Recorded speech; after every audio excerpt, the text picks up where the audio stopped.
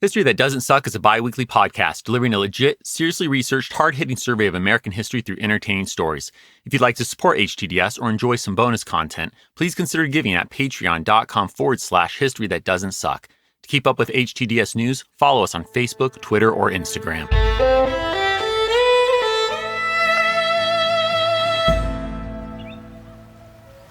It's the afternoon of August 5th, 1905, and we're on the deck of the presidential yacht, the USS Mayflower, as she lays at anchor in the waters of Long Island's Oyster Bay.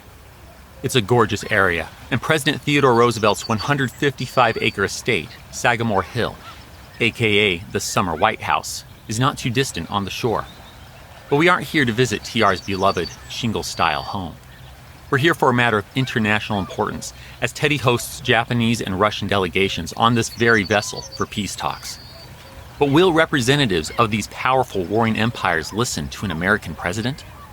To TR? Well, things are just starting below deck. Let's head down and see. In one of the yacht's many salons, U.S. admirals, officers, and the like mingle as best as they can with lower-level Japanese and Russian dignitaries. As they do, Teddy makes introductions between the two gentlemen who could end the Russo-Japanese War. Baron Komura, I have the honor to present to you Mr. Witte. The two top diplomats, the plenipotentiaries, stand in stark contrast. Representing the militarily succeeding but financially bleeding Japanese empire is Baron Komura Jutaro. A Harvard graduate, the Baron speaks excellent English, is well schooled in Western thought, and is incredibly short. Tiny, even. Meanwhile, Count Sergei Witte represents the losing but proud Russian Empire. A non-English speaker, the Count is relying on his French and intimidating physique. The thickly bearded Russian is 6.5 feet tall. Political cartoonists love the height difference between the two diplomats, but Komura isn't intimidated in the least. The two gentlemen politely exchange a less than warm salutation. Undeterred by their lack of congeniality, the bespectacled president turns to the giant Russian and asks, "Mr. Witte, will you come in to lunch with Baron Komura?" He then shows them and their entourages into an adjoining room, with almost no chairs. That's right. Rather than upset either delegation with a possible faux pas in the seating arrangement, TR is serving an informal cold lunch to be eaten standing by everyone apart from him and the plenipotentiaries. Soon, Teddy raises a glass of champagne. "Gentlemen, I propose a toast to which there will be no answer and which I ask you to drink in silence, standing. I drink the welfare and prosperity of the sovereigns and to the peoples of the two great nations whose representatives have met one another on this ship. It is my earnest hope and prayer in the interest not only of these two great powers, but of all civilized mankind, that a just and lasting peace may speedily be concluded between them." All sip. Teddy chats casually with the plenipotentiaries, in English with Komura and in French with Witte. Negotiations seem to be off to a strong start. Teddy then disembarks to return to Sagamore Hill, while the Japanese and Russians head north to Portsmouth, New Hampshire, to continue talks. TR will now stay out of it, as long as things proceed well, that is. But trouble brews as the month wears on. Despite being on the ropes, Tsar Nicholas II has his gargantuan Russian diplomat insisting that Russia will not surrender Japanese-occupied Sakhalin Island, nor pay an indemnity. While TR doesn't expect them to accept everything the Japanese ask, which includes Russia forfeiting captured Navy vessels and limiting where its Navy sails, his patience with Russia is growing thin. The president summons Mr. Witte's junior plenipotentiary to Sagamore Hill. It's now 4 in the afternoon, Saturday, August 19th, 1905.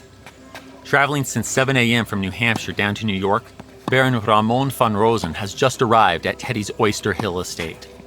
He finds the physically active president dressed in white flannels and playing tennis. And he keeps playing. TR only speaks to the white-bearded Russian diplomat amid lulls in the game. Teddy tells the Baron that the Japanese will drop their demands to take Russian ships and limit the Russian Navy's navigation. But as for Sakhalin Island, Russia's got a cave. While both nations have a history with it, Japan's occupied it, and in this imperialist world, occupation settles the question. The sweaty, exercising president even offers an American example. We Americans are ensconced at Panama and will not leave. But TR has another suggestion. Between this island and the indemnity question, Russia should offer to buy the northern half of Sakhalin from Japan as a compromise on both points. The bearded baron leaves less than happy. TR backchannels as the days go on. His communications fly from Tokyo to St. Petersburg and beyond. He also tells Japan's junior plenipotentiary that seeking an indemnity payment will only cost cash-strapped Japan more in the long run if Russia recommences hostilities. Yet, neither side seems ready to budge. It's now Tuesday, August 29th. A month of tense negotiations appear on the edge of failure as the gargantuan and diminutive plenipotentiaries sit opposite of one another. Mr. Witte then slides a paper across the table. This is Russia's final offer. Baron Komura picks it up and reads.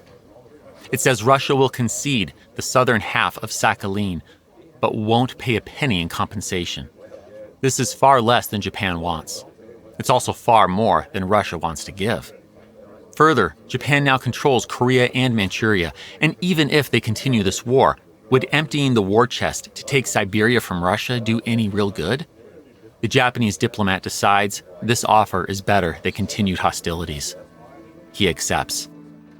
The Russo-Japanese war is over, and as the successful facilitator of these talks, TR becomes the first American to receive the Nobel Peace Prize. He promptly gives the nearly $40,000 prize money to Congress, asking it to use these funds to establish an industrial peace committee. But more than this prestigious award, Teddy has elevated the United States' stature in the world. Indeed, the nation's turn-of-the-century meteoric rise seems only to quicken under its cowboy president. How does he do it? According to Teddy, it's simple. Speak softly and carry a big stick.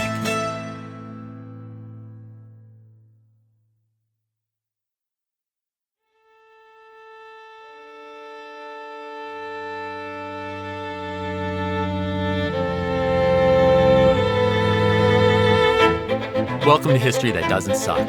I'm your professor, Greg Jackson, and I'd like to tell you a story.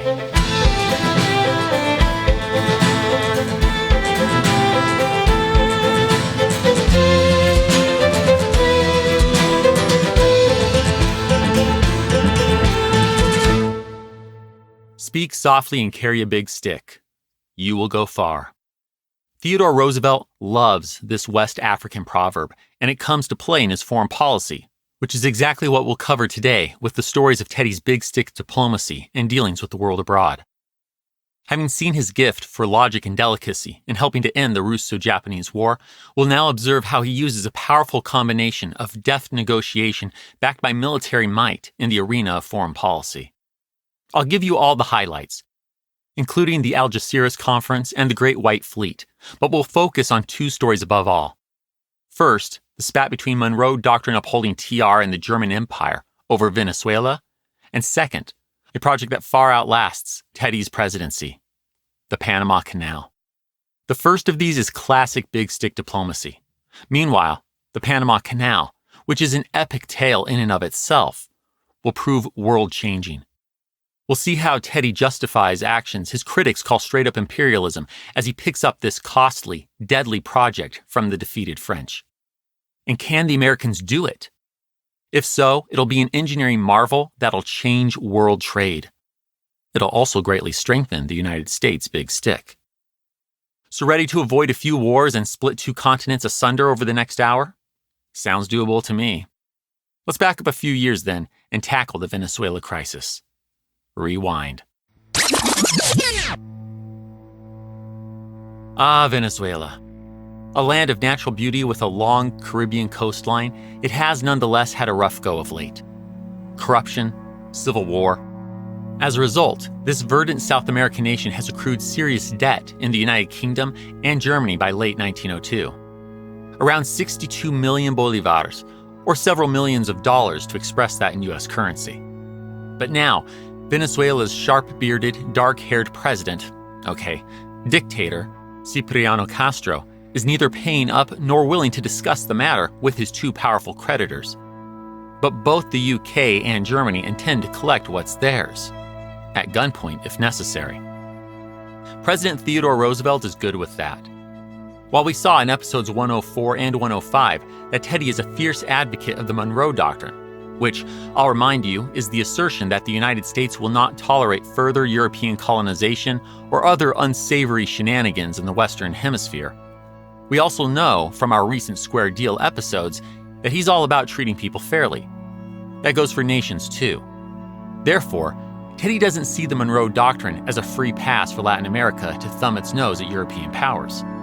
So, in Teddy's view, if Venezuela took the loans, it needs to honor that and pay up. If its president won't pay or even discuss the matter, he understands Germany and Britain sending warships to blockade the coastal nation. Fair enough. But can he trust Germany not to go further? Now, Teddy loves Germany. He's got German blood, briefly lived in Dresden as a child, and speaks the language, which along with his French makes him trilingual, but TR doesn't trust that the rapidly expanding Second Reich will hold back in Venezuela.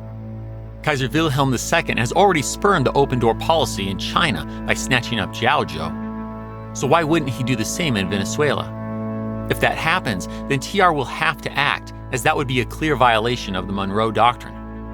That's why Teddy has asked the two European empires for assurances that they won't seize any land while blockading Venezuela. Britain has obliged, but Germany isn't so forthcoming. Sounds like it's time for Teddy to speak softly and carry a big stick. It's December 8th, 1902. The German ambassador, Theodore von Halban, and his retinue have just arrived at the White House. The meeting is entirely ceremonial, but the similarly named president is happy to take advantage of this time to talk with the walrus mustache-wearing German. Once the two of them are alone, TR speaks his mind about Germany's intentions in Venezuela. Tell the Kaiser that I have put George Dewey in charge of our fleet to maneuver in West Indian waters. That the world at large should know this merely as a maneuver, but I regret to say that I will be obliged to interfere, by force if necessary, if the Germans take any action which looks like the acquisition of territory in Venezuela or anywhere along the Caribbean. George Dewey. That name should ring a bell. We bonded with this living legend and admiral of the U.S. Navy in episode 105, when George essentially kicked off the Spanish-American War by demolishing the Spanish fleet in Philippine waters. Now Teddy's got George down in the Caribbean on standby, in case the Germans get up to no good. Conversation continues. The German Theodore assures our American Theodore that Germany has no intention of seizing Venezuelan territory. Well, with thoughts of Germany's track record in China, Teddy doesn't buy it. He lays out an ultimatum. Kaiser Wilhelm II must provide a full disclaimer stating that Germany will not take Venezuelan territory within the next 10 days. If not, George Dewey and his nearby fleet will move in to observe Venezuela's coast closely. Far, far more closely. Teddy feels he's been polite yet clear. If we trust his singular telling of things, that is, some historians discount his ultimatum narrative. But will the ambassador relay this message and its serious implications of military muscle? The next day seems to indicate no. The UK and German blockade seize 4 Venezuelan gunboats. The Germans destroy 3 of them. President Cipriano Castro then asks the American government to intervene on his behalf, and Secretary of State John Hay forwards the request to the British and Germans, letting them both know that the U.S. is willing to step in and arbitrate peacefully.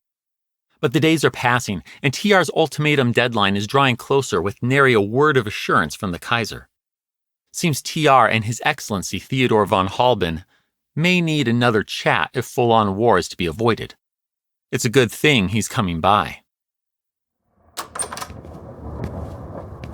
It's a dark and dreary Sunday morning, December 14th, 1902, and German Ambassador Theodore von Halban is just arriving at the White House. He soon greets the rough-riding president, likely in the executive office, and they begin to chat. His Excellency starts with small talk. The cold, gloomy weather. Tennis. And then, it feels like the ambassador is wrapping up. In fact, he's standing and starting to leave. But Teddy stops him and follows up on the Venezuela situation. He first asks if Germany will accept the Secretary of State's offer to arbitrate. The German Theodore responds quickly and sharply, no. In the clearest of terms, TR answers that the Kaiser is risking war then.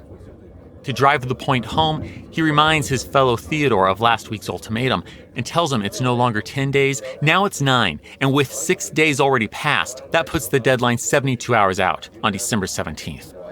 That's right. TR's spoken softly, but he's still carrying a big stick. The ambassador leaves, still insisting that the Kaiser will never arbitrate. He can't believe the president is serious. But dread sets in. What if he is? That night, the bespectacled, mustachioed ambassador braves a snowstorm and makes his way to the train station. He's traveling all the way to New York City to consult with the German consul general there, Karl Bunz. Karl and the president are friends. Surely, if anyone knows if the American leader is serious, it's Karl.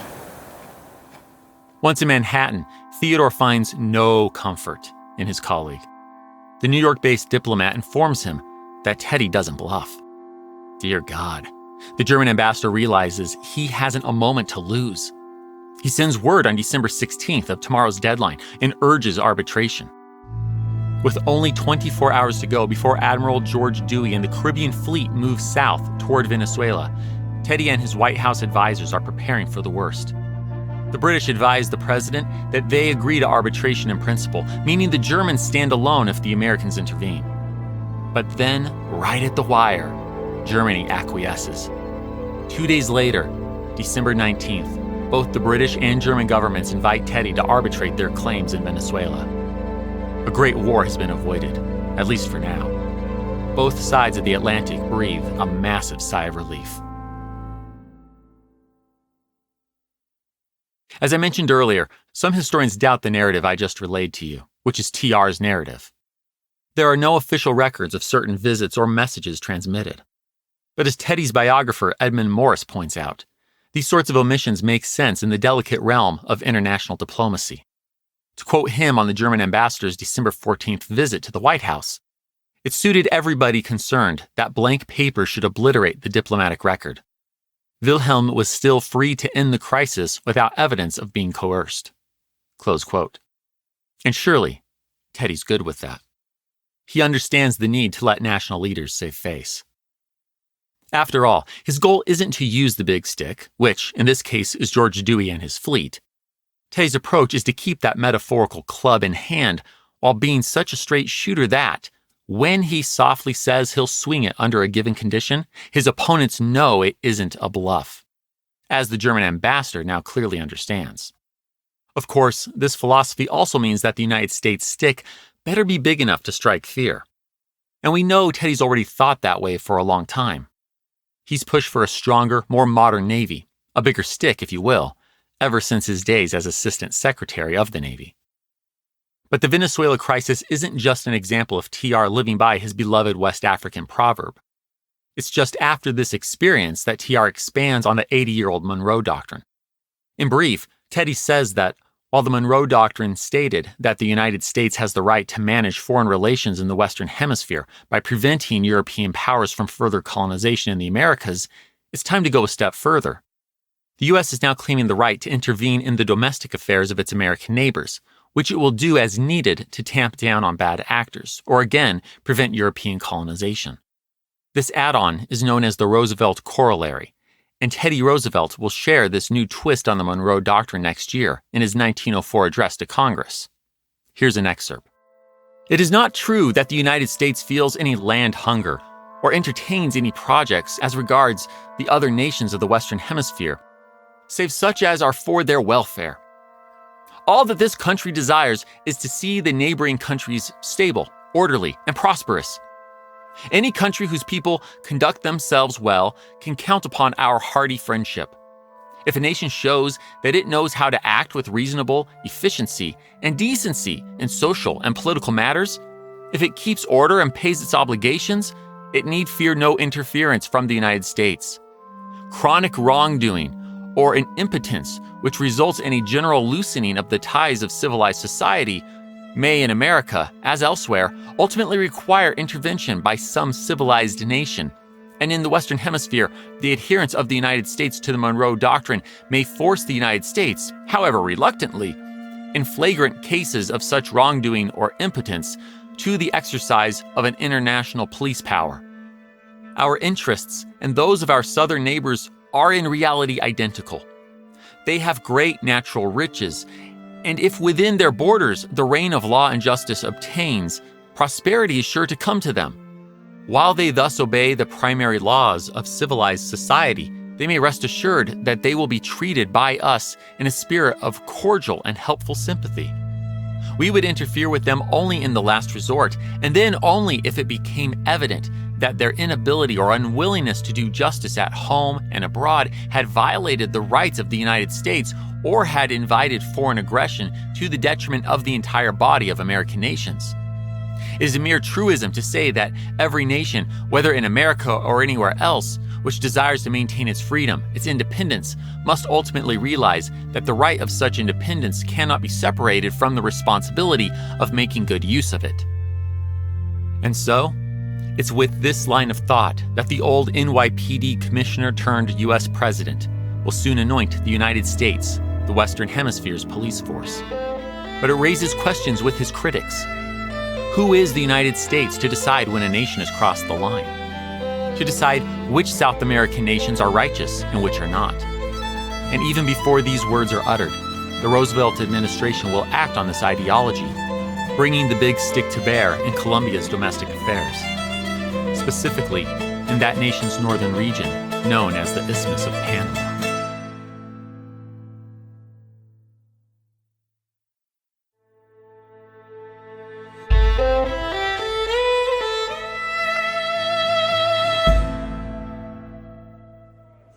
It's November 3rd, 1903. Colombian General Juan Tobar and a few of his officers are seated on a bench just outside the barracks of Panama City, deep in conversation with the garrison's commander, General Esteban Huertas. Their topic, rumor of an imminent separatist revolt. It seems some influential residents of this long neck of land connecting the American continents, that is, the Isthmus of Panama, want a canal so desperately that they're willing to secede from Colombia. In fact, those concerns are why Juan Tobar is even here today. His ship, the Cartagena, only steamed into the Atlantic port of Colón late last night. He and his officers took the 50-mile train ride across the isthmus just a few hours ago. Now in Panama City, they look over the Pacific Ocean as they discuss the situation and wait for their 400 troops yet to arrive on a later train. As they talk, a company of soldiers marches out of the barracks. The commander and his officers don't give it a second thought, until they find bayonets pointed at them, that is. The company's young captain then addresses the surprised group. "Generals, you are my prisoners." Juan Tobar can hardly believe his ears. He indignantly answers, "I am the commander-in-chief." Unfazed, the captain replies, "You and your aides. By whose orders?" General Huertas. Almost instinctively, Juan lunges at a soldier, but it's no use. The bayonets quickly put him and his officers at bay. The Colombian commander calls to every soldier within the sound of his voice, begging them not to stand for this, to be patriots, not traitors. It's useless. No one comes to Juan's aid as he and his officers are disarmed and thrown in jail. The next day, a key conspirator / Panamanian independence leader, Dr. Manuel Amador, goes to Panama City's police headquarters to speak with the incarcerated Colombian generals. Among them is his friend, General Ramon Amaya. The doc tells him, "You must understand that we who started this movement are not insane. We fully appreciate the fact that in no case could we withstand all the rest of the nation, and in consequence, we had to resort to means that, although painful, were indispensable. The United States has fully entered into this movement. Not another Colombian soldier will ever disembark again on any of the coasts of the isthmus, and our independence is guaranteed by that colossus." Dr. Manuel Amador wasn't exaggerating. The United States is supporting this independence movement. Though hardly an ominous threat by itself, a U.S. gunboat, the two-masted Nashville, dropped anchor in Colón's waters just a few hours before General Juan Tobar's ship did on November 2nd. Meanwhile, more ships are en route, and the U.S. government officially recognizes Panama as a sovereign nation just a few days after this all started, on November 6, 1903. But why does the U.S. care about Panama? The answer to that goes back quite a ways. Since the 16th century, international seafarers have dreamed of a waterway between North and South America. And of course they have. The two continents form a 10,000-mile wall dividing the Pacific and Atlantic Oceans, yet are only connected by a relatively thin 50-mile neck of land called an isthmus.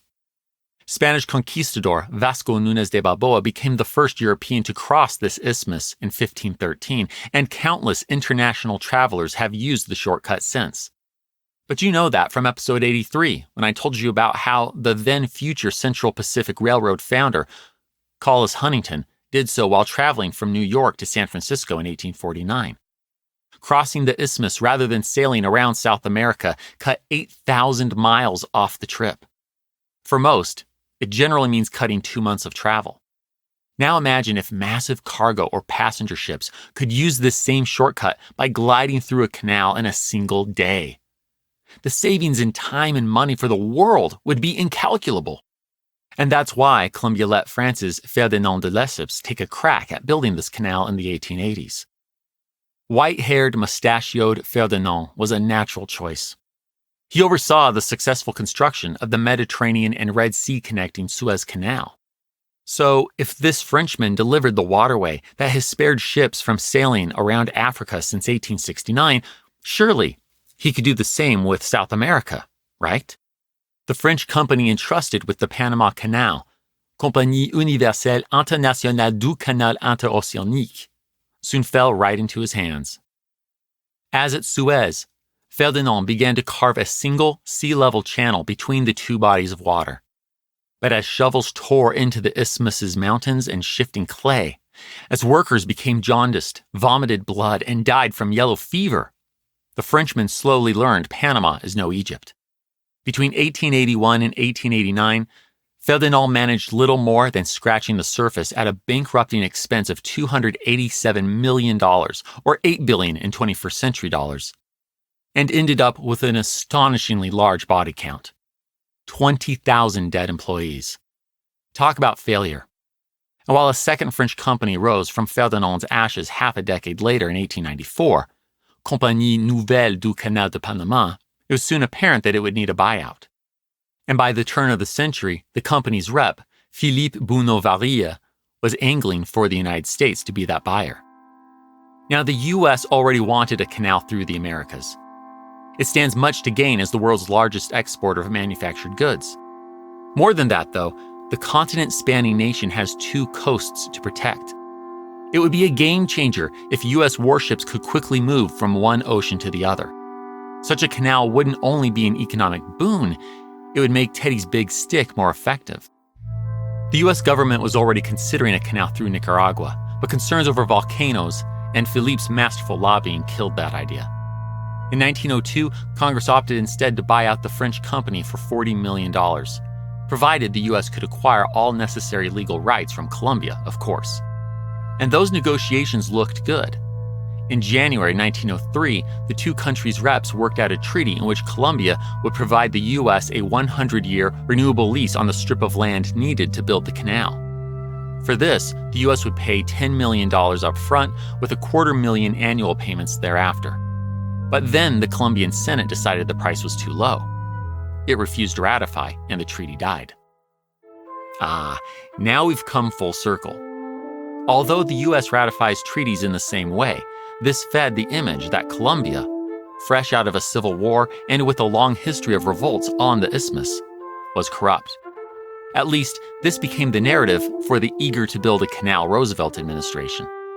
To quote Teddy, Colombia, for corrupt and evil purposes, or else from complete governmental incompetency, declined to permit the building of the great work, which meant everything to Panama. Thus, the U.S. supported Colombia's separatists.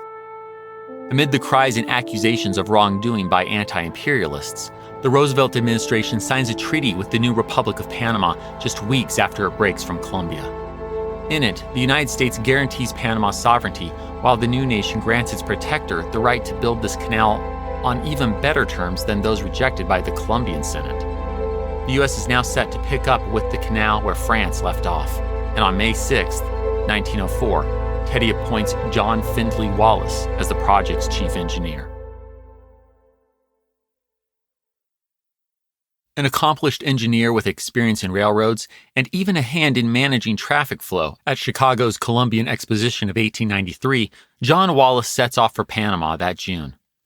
But even with a workforce of 3,500, things move slowly.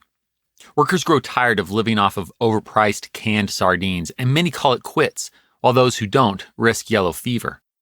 Meanwhile, our chief engineer feels hemmed in with oversight from the U.S. government's 7-member Isthmian Canal Commission, and even with his adaptation of Bucyrus steam shovels, which can remove 5 cubic yards of dirt per scoop, landslides and flooding quickly wipe out progress. So much for making the dirt fly, as TR directed. Doing little better than the French, John Wallace quits in June 1905. Critics have a field day with the chief engineer's short tenure. One newspaper calls this just desserts for the president's, and I quote, land piracy. But Teddy isn't a quitter.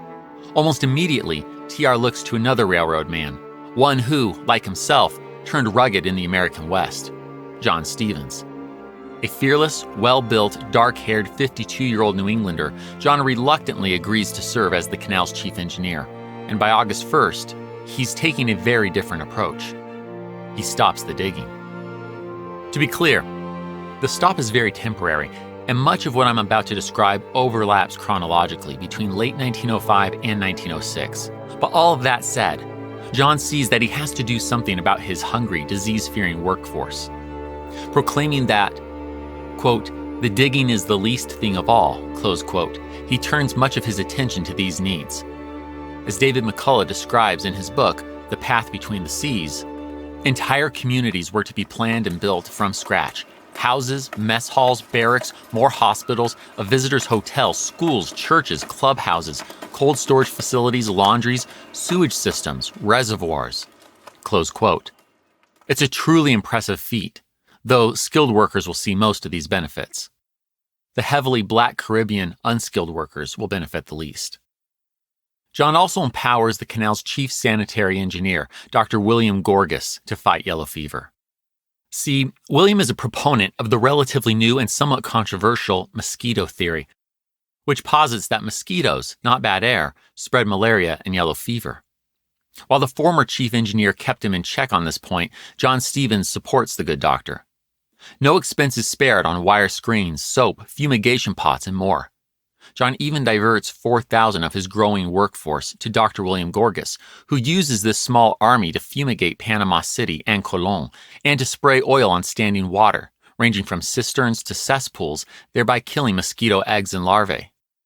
Malaria and other diseases will continue to affect workers, but yellow fever is simply unheard of on the Isthmus after November 1905.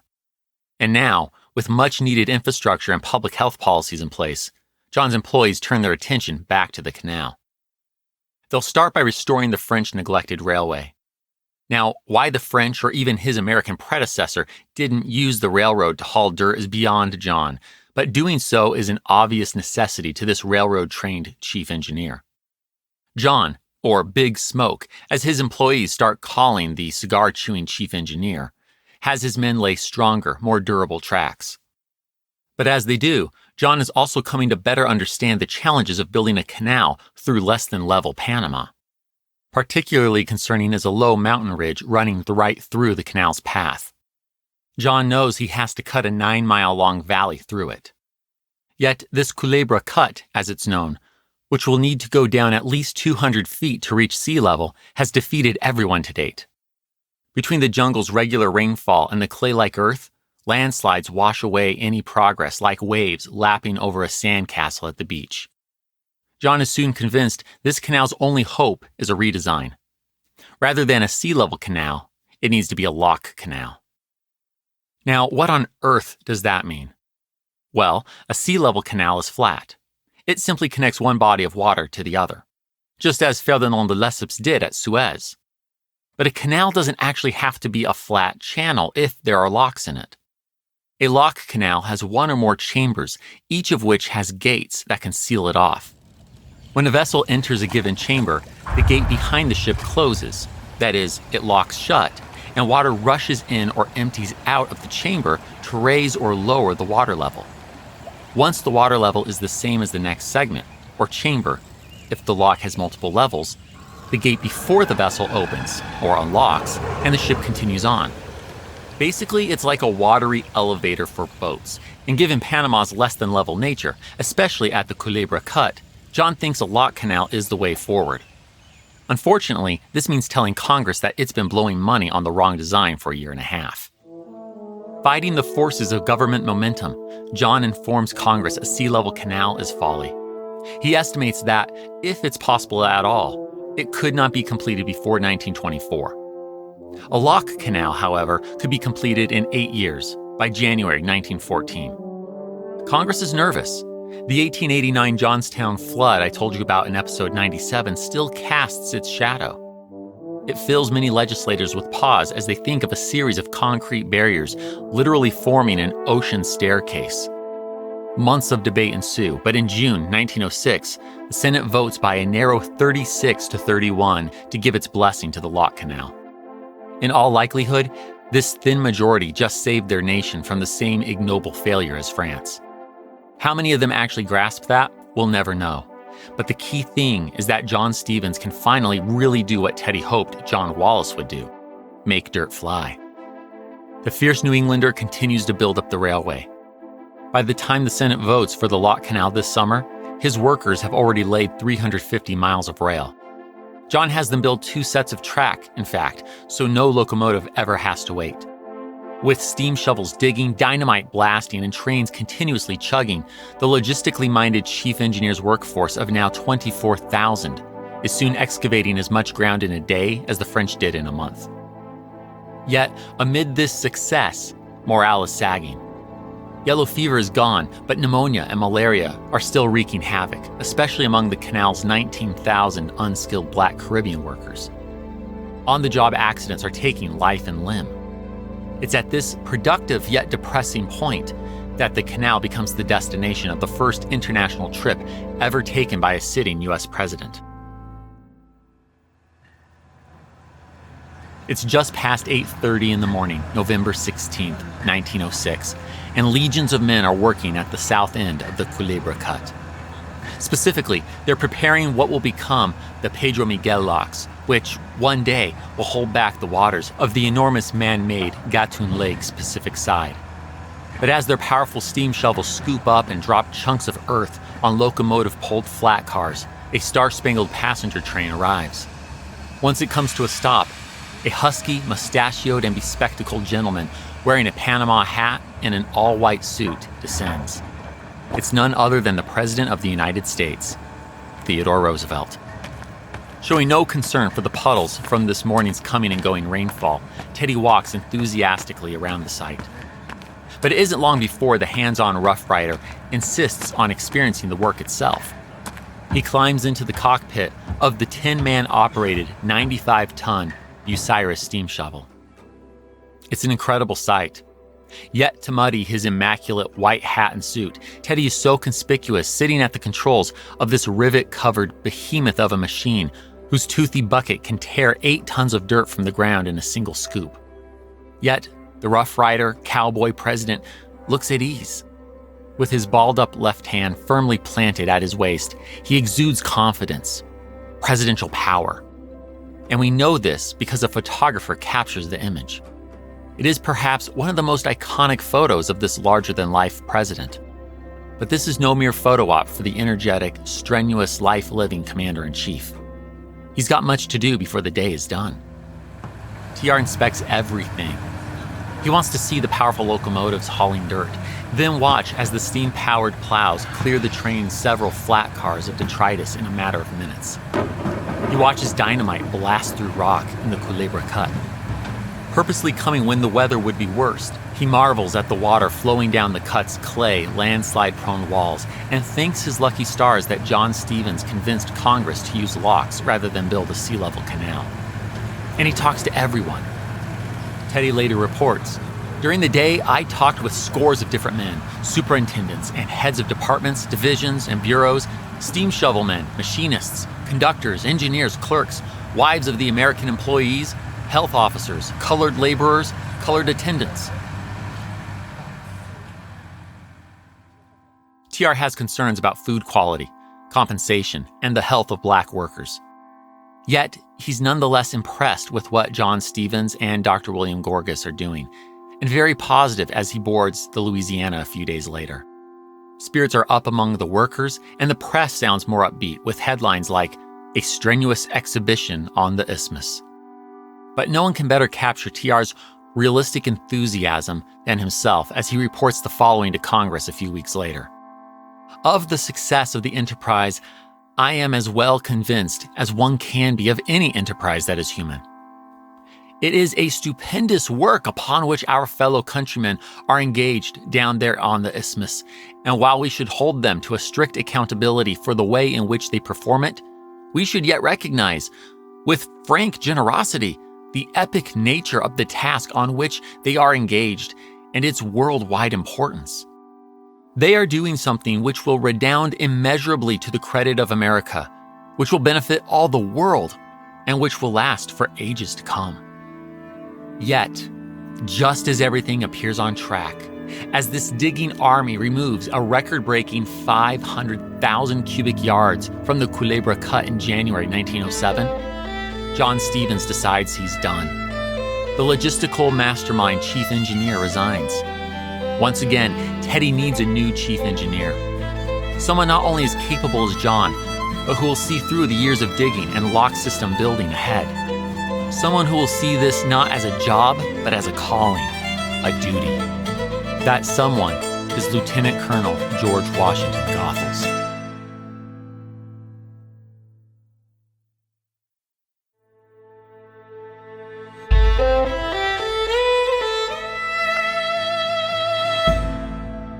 Three years ago, in 1904, the powerful French and British empires settled old rivalries by signing their Entente Cordiale.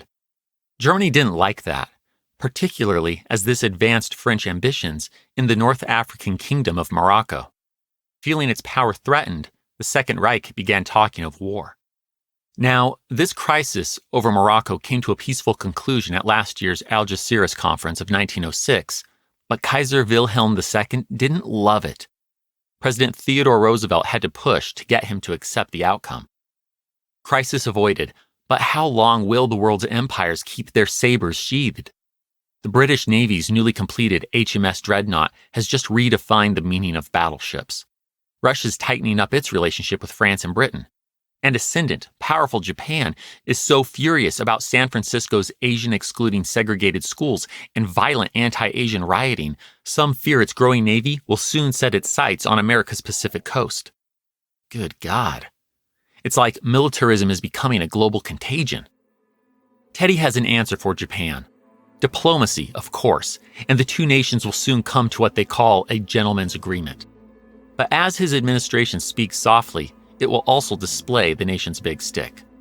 Well, this isn't just because of shaky relations with Japan, but at the end of this year, in December 1907, Teddy will send 16 white-painted warships, quickly nicknamed the Great White Fleet, on a 14-month tour circumnavigating the globe while making diplomatic visits to key nations, like Japan.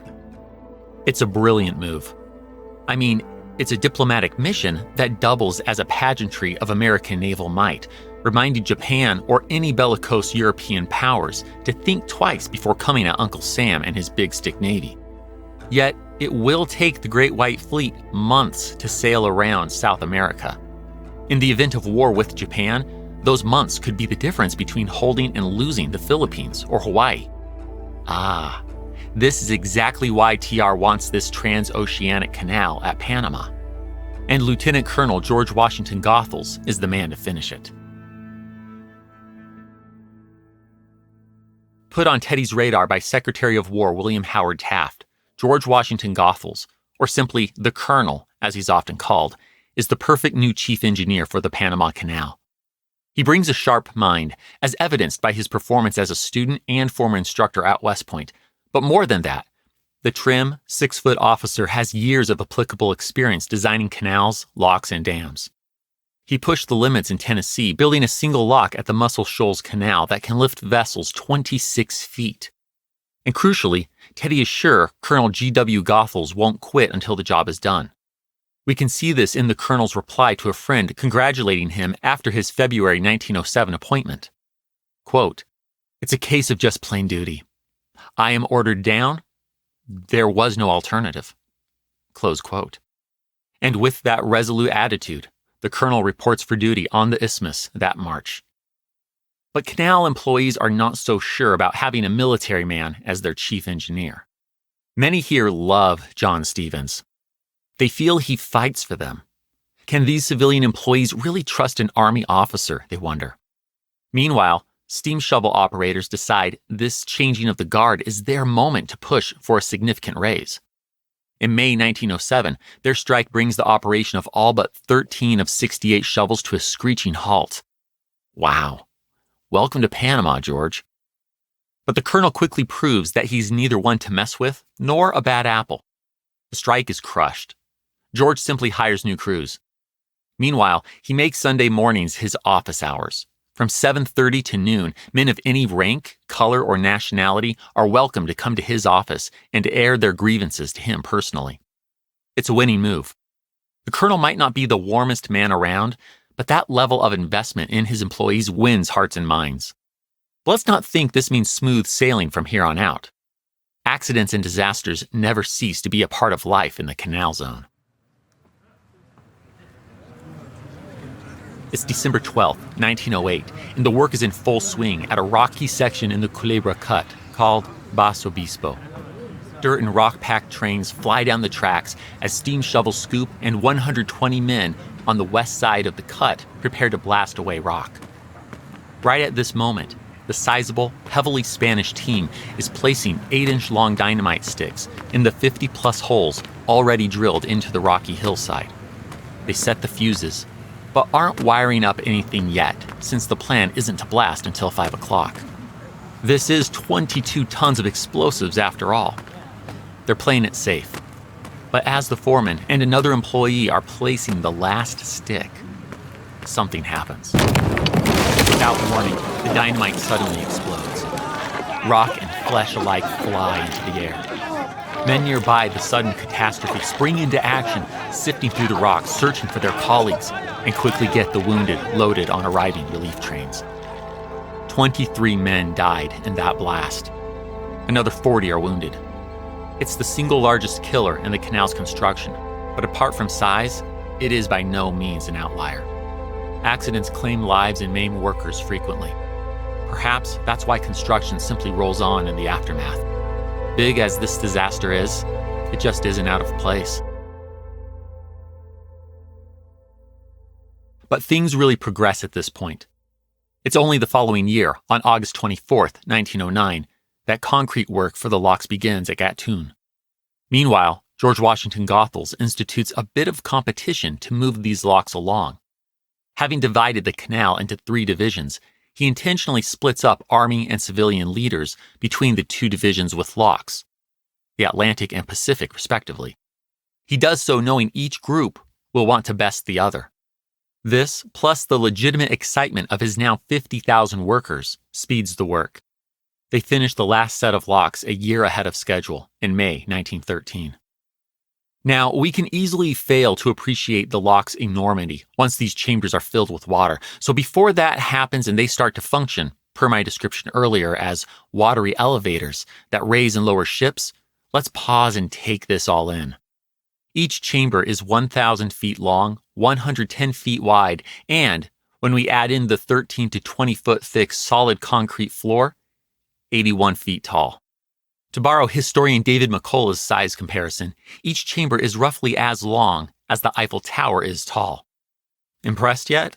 If not, now more than double the width you're imagining, because with traffic going both ways, Each lock consists of a pair of side-by-side chambers divided by a 60-foot wall between them.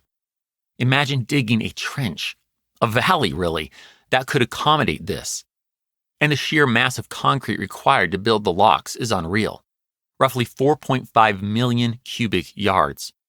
To put that another way, each lock is made of more concrete and steel than the future Empire State Building will be. So multiply that future achievement by 6, and now we're in the ballpark of these locks. But the engineering feats aren't done. I would be remiss if I didn't tell you about the lock's gates. With 2 sets on each side of the locks, save the lower set at Miraflores, we have a total of 46 gates. 7 feet thick, 65 feet long, and varying from 47 to 82 feet in height, they close in a V shape and swing open as double doors. Each gate is made of several hundred tons of steel, yet, with their lower halves being hollow and watertight, they're also quite buoyant. As a result, the power required to operate the electric motors turning the bull wheels that make these gargantuan steel doors open and close aren't terribly big. Yes, electric motors. The still young General Electric Company installs 1,500 electric motors at the canal, which open and close the gates, run the valve system that raises and lowers the water level in each chamber, and operate the various locomotives that will run along the walls at each lock to guide ships through.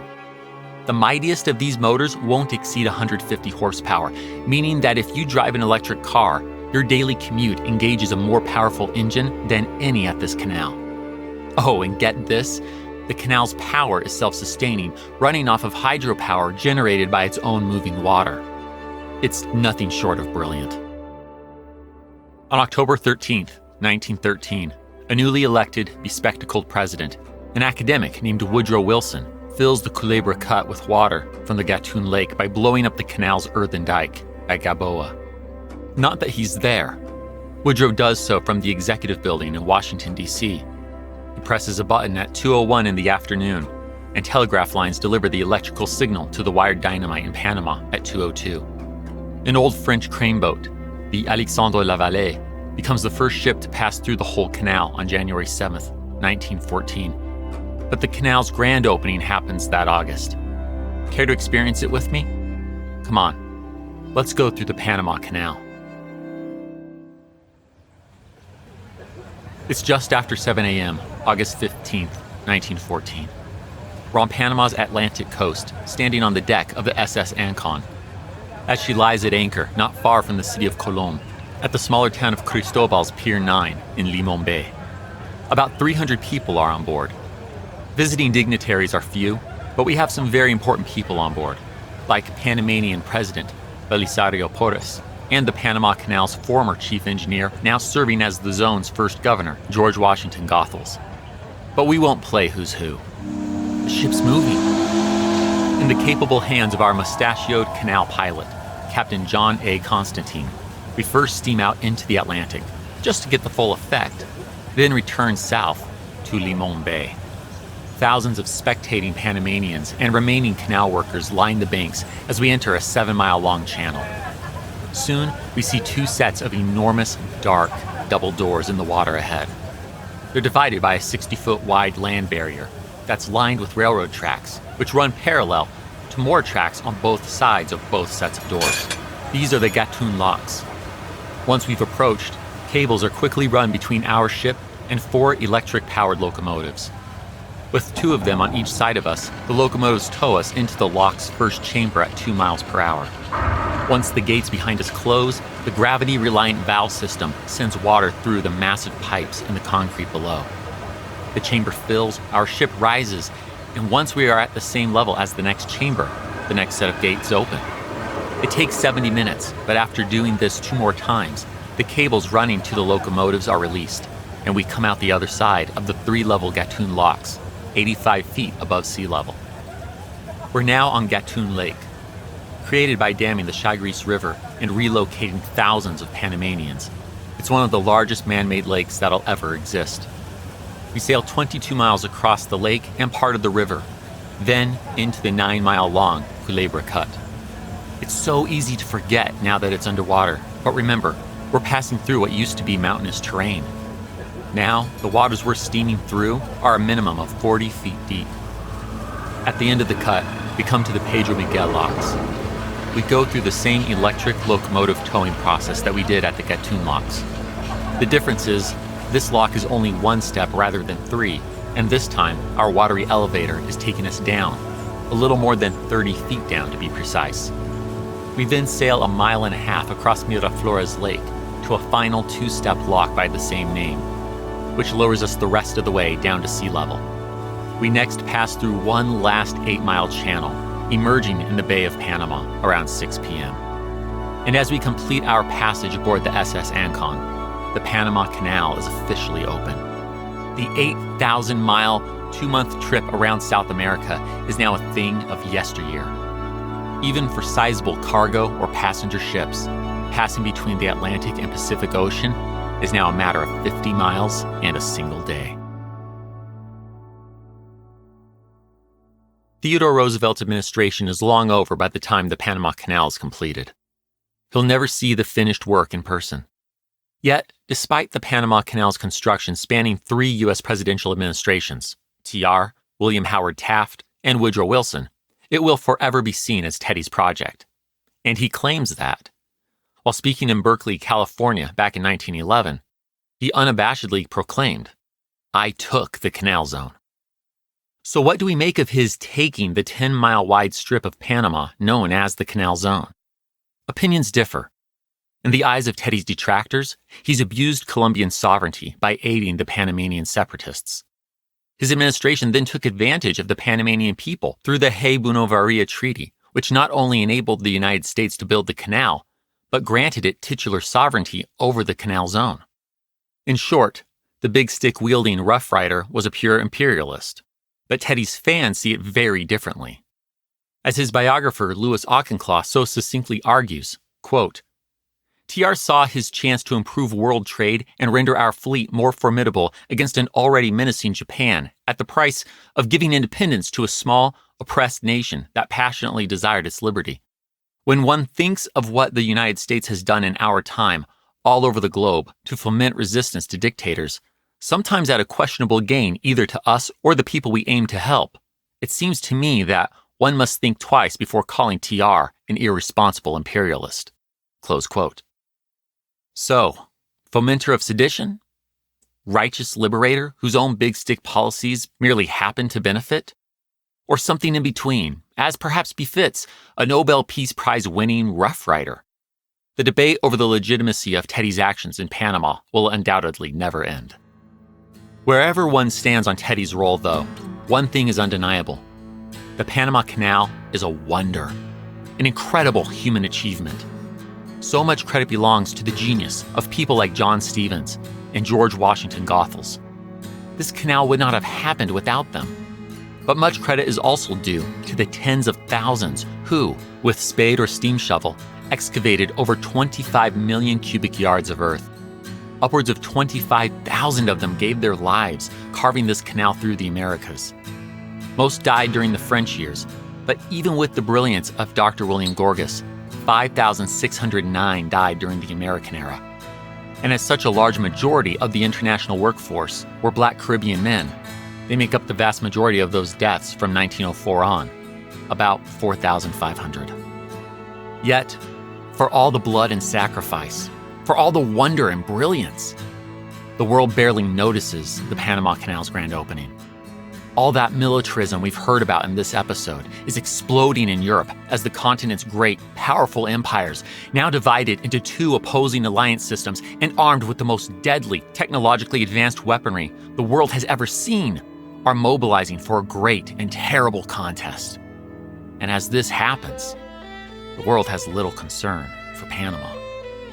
But we aren't ready to charge into this war that, in time, will include the United States. We still need to experience William Howard Taft's presidency, amend the Constitution a few times, experience Teddy Roosevelt's Bull Moose campaign, witness the miracle of flight, and see the spread of automobiles. All these stories and more are yet to come. The progressive era is far from over. History That Doesn't Suck is created and hosted by me, Greg Jackson.